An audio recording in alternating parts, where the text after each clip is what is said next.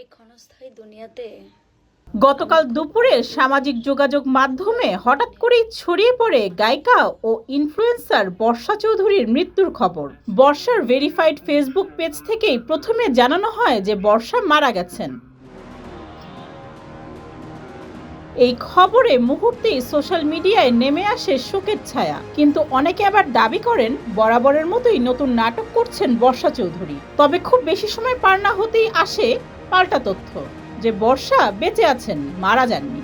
নারী উদ্যোক্তা ও social media influencer Barisha হক জানান, বর্ষার ফেসবুক পেজ থেকে কে বা কারা মৃত্যুর ভুয়া তথ্য প্রকাশ করেছে।